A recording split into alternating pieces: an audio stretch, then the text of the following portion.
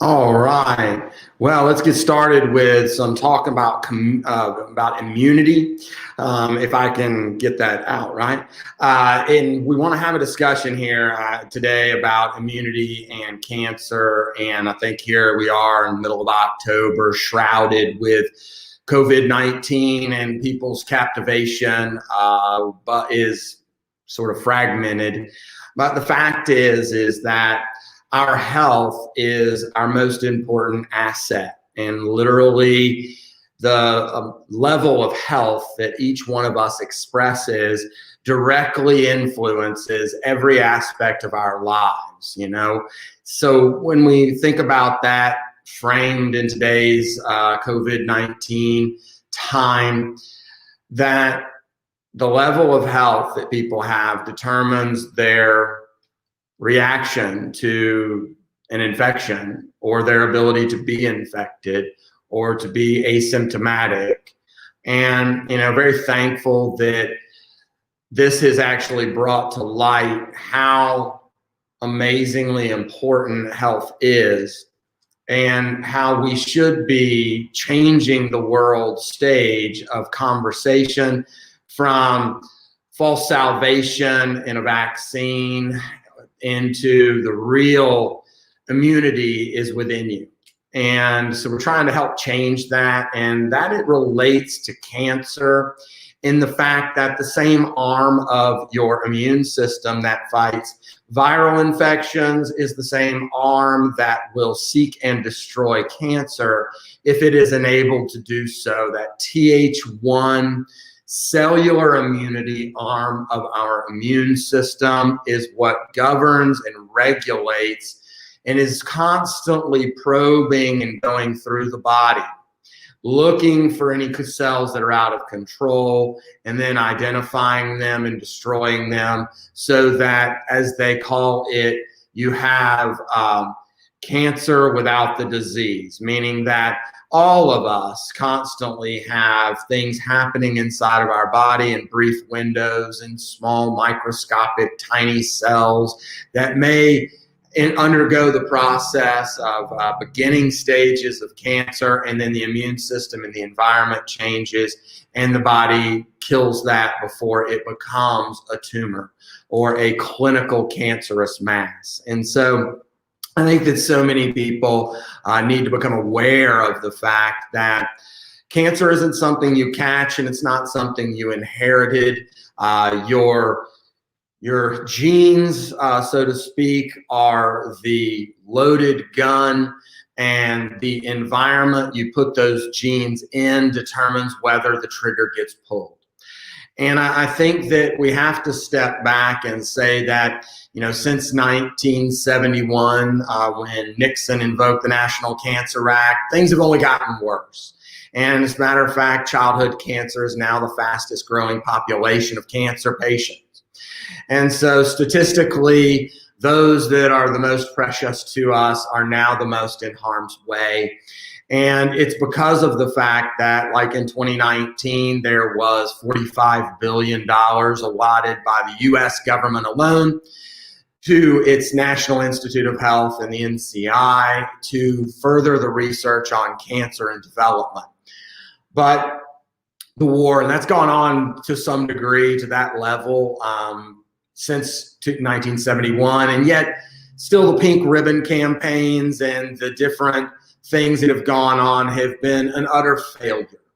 And more we're understanding that people do not understand that cancer is a survival mechanism of cellular change, and it's due to the fact that the environment of the cell is a bad one. And therefore, that when we look at this, this is a quote here.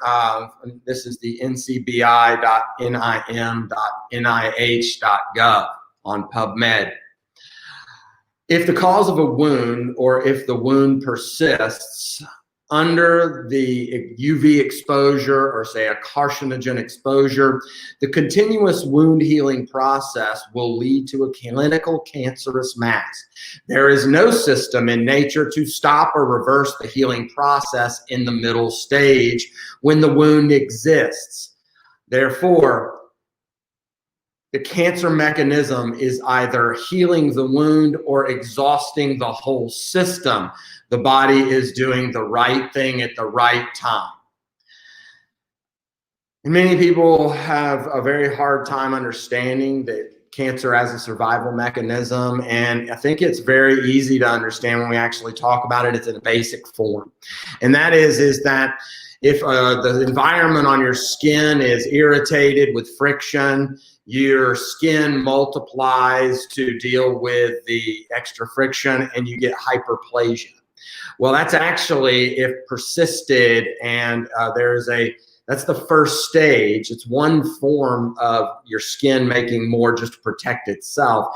But if that stage consists on, that's the beginning stage of cancer. And so hyperplasia, if the, let's step back and say the colon is a very good one, where let's say you've been living off the standard American diet and you have low fiber and low probiotics and you have lots of bad chemical laden food, and that's passing through the body, and then your colon is required to regain the water content out of the fecal matter so that you don't dehydrate, and it's constantly being irritated by this chemical carcinogens exposure due to the standard American diet. Well, then that hyperplasia will be the example of a polyp. And then let's say that it continues, the environment stays bad. And now you've gone from 5 years of this to 20 years of this. Now you're in metaplasia. And again, don't hold me on the timetables where this is strictly an example, that transformational type of tissue will continue to transform because literally the situation hasn't changed. The environment has not changed. Dysplasia is the next stage, where literally, so the metaplasia, kind of like an ulcer or that's a typical example in the GI tract. And we see ulcers of the different parts of the colon and the intestinal tract with like Crohn's and IBS and things like this, sick areas within the gut. And then typical example of dysplasia is the abnormal pap smear that many ladies will go to their gynecologist, undergo the test, and then they'll find out they have precancerous cells. Well, this is the stage 4, or well, it's really stage 3 in the development of cancer, in that these are precancerous cells. They're on the way down the cycle of abnormal change, but it's due to the environment that they are in. And so this environment stays that way. And if the environment stays toxic, then that dysplasia turns into disorganized growth. Now the cell tissue type's different, the abnormal, and then a mass arises. And typically by the time it's a neoplastic stage, it's right there, it's considered cancer. It's out of control. It's an abnormal cell division, and the physiological processes that would inhibit it are gone. And so the reality is that to understand this, really, you have to understand normal cell physiology, which is that every cell is developed from another cell that divides and it makes a copy of itself, and all the new organelles and all of the things, the bits and pieces, and the new copy of the DNA and the new nucleus and the new everything migrates over to the new edge of that cell. Then it splits and the old cell comes off. The p53 gene is initiated and the cell dies. But the new cell, a copy of the old cell, is still there, filling that hole. If that's not how things happen, then we would end up with these small gaps throughout our body, and that wouldn't work, right? Can't have just be riddled with holes. And so literally, when cancer is initiated, it's due to the environment of a cell being either toxic, deficient, or out of control with the rest of the tissue, a loss of functional control. And this is a big concept. I think that just to step back and understand that Cancer is a response to something that you are doing to it. First question that came out of this conversation with a group just recently here at a masterclass series was, well, what about our children? What about our kids? Why is childhood cancer the fastest growing population? And it's due to the fact that the mothers are toxic and the environment that these children are being exposed to. I will pull directly from the Journal of Neurotoxicology, took samples of infants and they took their first bowel movements. 84% contained mercury, 27% contained lead, 27% contained DDT, which is a banned pesticide back in the 70s. We're still seeing these chemicals in our children. When you look at the fact that so many are consuming bad nutrition, women, GMOs, genetically modified organisms, and just 90% of all processed food has GMOs in it. But from the Journal of Hematoxicology and Thrombotic Diseases, this is blood abnormalities, hematological or blood anemias, and such as leukemia are caused by GMOs. The peer-reviewed long-term studies ever conducted on GMOs link them to tumors of the kidney, liver, and lead to illness and early death. This is the Journal of Food and Chemical Toxicology. And so when we look at these things, it's amazing, and I don't think that people understand enough that then when the environment of a certain body part is forced to continue to adapt. A great example that I like to use is the fact that, like, our cells and our tissues, most people aren't aware that, you know, there are really two different types of cellular respiration, and the fact that in how we generate energy. Everyone just kind of assumes that since we breathe in oxygen, the oxygen goes into the red blood cells, it travels, and it just kind of permeates through the body, and that's just how the little cells are breathing too.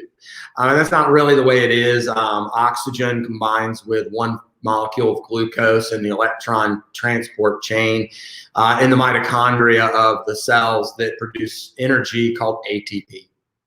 And the cells actually live off of this energy, ATP. And this ATP is really the cellular currency that it uses to do all function, meaning that if you're going to replicate your DNA on the cellular level, the bits and pieces that do that work inside of the cell use ATP as their energy. And so in the normal cell, that uses oxygen and sugar together to generate that. But if a cell becomes either toxic, deficient, or loss of function, then that cell's environment will shift and it will cause a problem that could allow it to not be able to use. It damages the mitochondria. These little organelles that can produce our energy are very sensitive. And these little organelles get damaged. They can't maybe now utilize oxygen for fuel. So one of the Achilles heels that people need to know about cancer is that cancer feeds off sugar. To the point that the damage in most cancers is that they can only live off sugar. They no longer use oxygen for their fuel. And this is a very inefficient system, and it's fermentation, which the end product is ATP. Also, like cellular respiration using oxygen, you get 32 ATP. So it's like the Tesla of generating energy, whereas the fermentation is 4 ATP, so that's kind of like the 1987 diesel that literally is so inefficient, but yet it's all the cancer cell has because of the damage that's happened to it. And so it needs more sugar because it really needs that 32 ATP that it was used to getting, and that's how it's used to using its fuel efficiency. Well, so now what's it need? It needs more sugar. So it starts to secrete chemicals that encourage blood vessels to grow towards it, called angiogenesis. It knows it needs more sugar. It puts more sugar receptors out on its cell membrane, trying to suck in more sugar to the tune of 12 to 16 times the amount of sugar.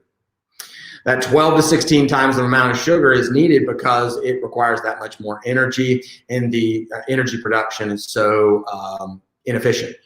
So when we think about that, That's again an adaptive capability, a fail-safe of the cells, such that we've experienced it when we work out, or hopefully you've experienced it, that when you work out to the point of exhausting the amount of oxygen that can get to certain parts of your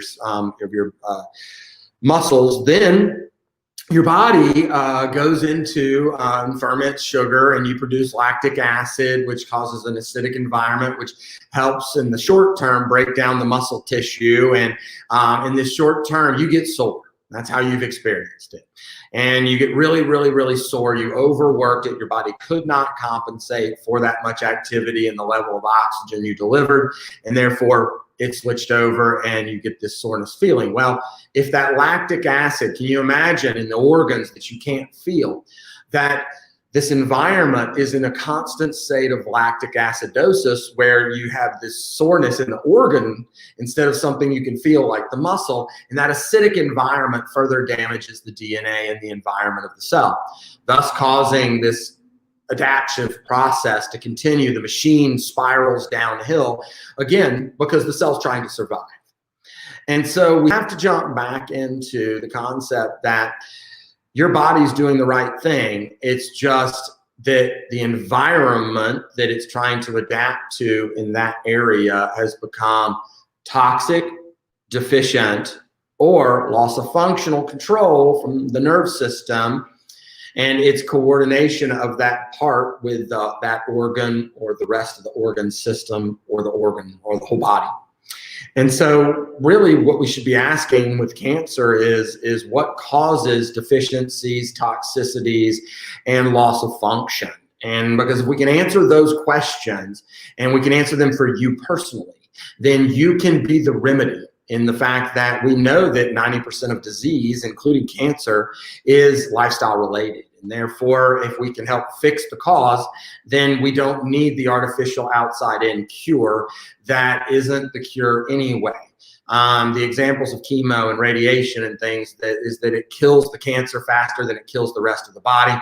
Then you take it away, and then the body is able to actually heal the area that died. And that's by new cells forming and filling that hole as the tumor shrinks, and replacing that tumor or that environment with new living cells. That's healing. That's healing on every level. It's healing whether it's a cut, it's healing whether it's healing cancer, it's healing whether it's healing rheumatoid arthritis, it's healing whether it's getting rid of nerve pressure. That is the definition of healing. New life, cell division, under control, in coordination, without deficiencies or toxicities. So when we think about this, what are some examples? Did you know that the EPA has advised that for most people, because of the household cleaners and the chemicals that we use in our homes, that they're 100 times more polluted than the outside air? Did you know that your home is 3 times more likely to cause you cancer than the air pollution outside? Ladies, very much more susceptible to the hormonal-based cancers such as breast, ovarian, uterine, colon cancers, thyroid cancer. Guys, it's more of the prostate and the colon cancers.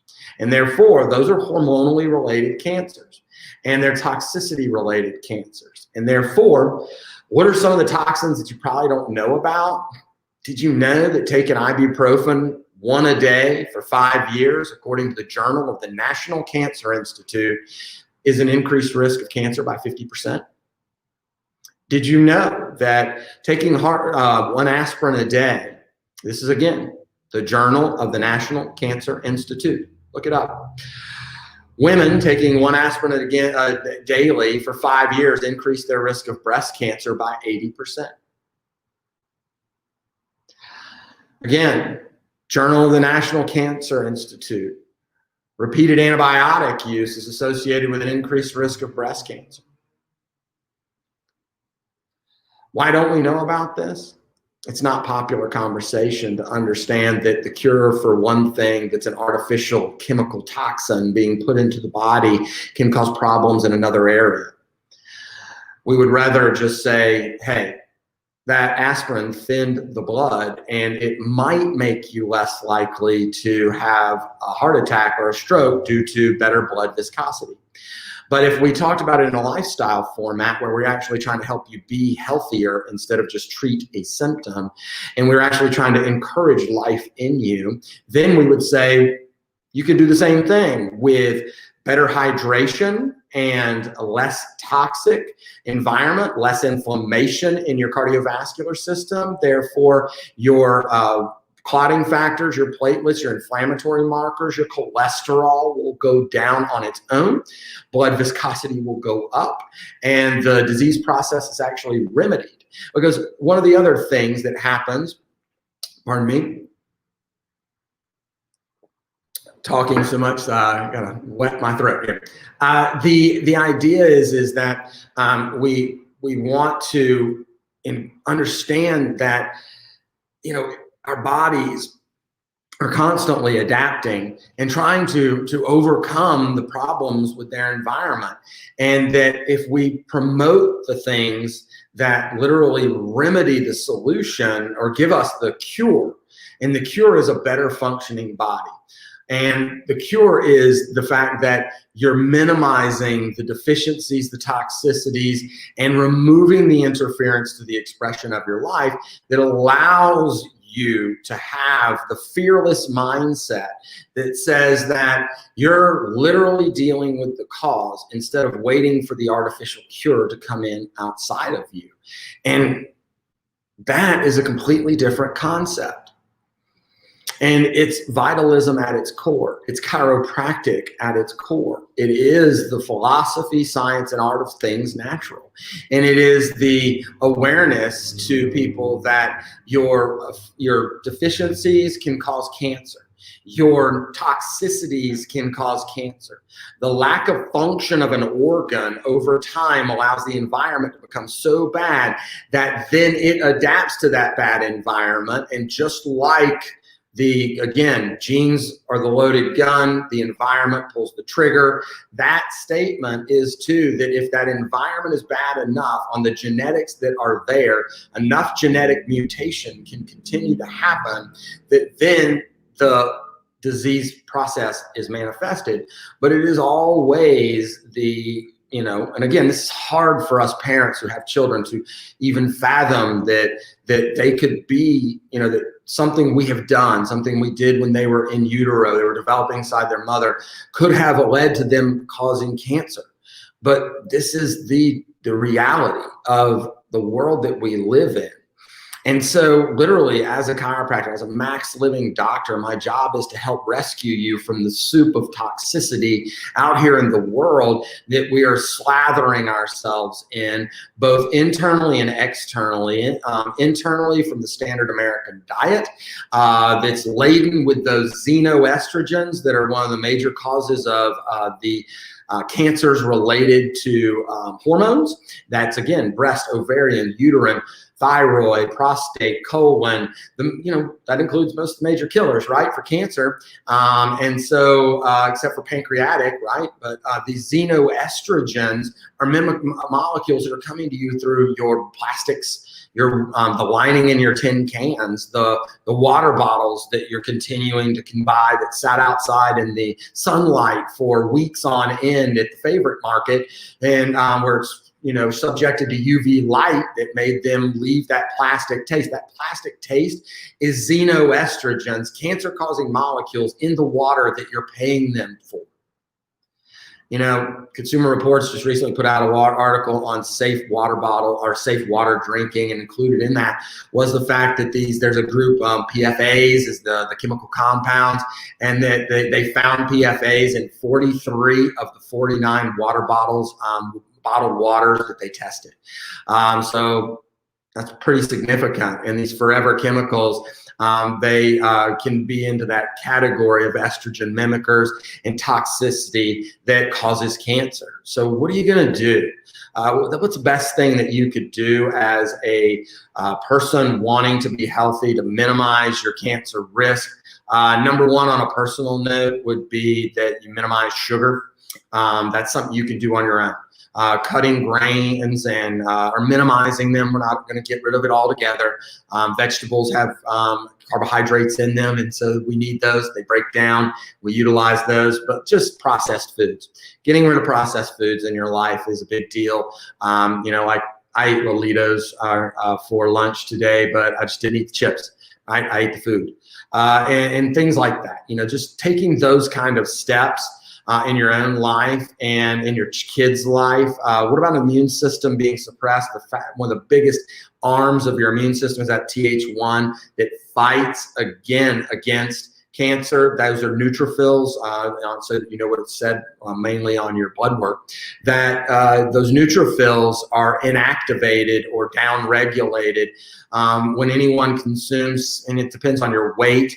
Of course, the 3-year-old versus the 46-year-old is different in their body size, and so somewhere between 40 and 70 grams of sugar or carbohydrates that break down into sugar then suppresses the immune system for 5 to 6 hours. So, man, you do that at breakfast and lunch and dinner, and then the only time your immune system's working is at night. And so when we have to learn these concepts. So what's the number one thing you could do for you and your family? It would be to call the office and schedule an appointment to be a part of the office, because we're the only people out here who have the whole package of real health care. And that is that the loss of function to the human body is often nerve interference, meaning that the subconscious body that's being controlled by your brain, all of your organs and tissues, sometimes these subluxations, misalignments of the spine, putting pressure on the spinal cord, changing the environment of the very nerves that go through the spinal cord and the nerves that come out to go to organs, can have altered environment, and then that minimizes or exacerbates the tension on those nerves, and therefore then it changes that, and the brain-body connection is compromised. That's subluxation. That is the number one thing we do at Max Living here, Chiropractic Care, Trenton, Georgia, that you can call and find out if you have that robbing your body of its very life force, that very brain-body connection that controls every other function, like your cardiovascular system, your immune system. And so then we're also that group that says, hey, we want to help you with your nutrition instead of talking about the football game. We want to help you with your detoxification instead of talking to you about the weather. We want to help you understand how to exercise for you at this stage of your life based on your goals instead of talking to you about your knitting class. I would rather talk to you about the things that can save and change your life for the rest of your life on a daily basis. And if that's not your doctor and you don't have that person on your team, then you really don't have a true doctor yet. And the best thing you could do is call the office or text the office that you want a new patient appointment, and you can get involved with the group that's talking to their patients about how to never get cancer. And if you get it, how to be better prepared to beat it, and how to be at your peak health and have the best life possible instead of how just to get by. So I hope you're blessed by this and look forward to seeing you soon here on Health, a Second Opinion.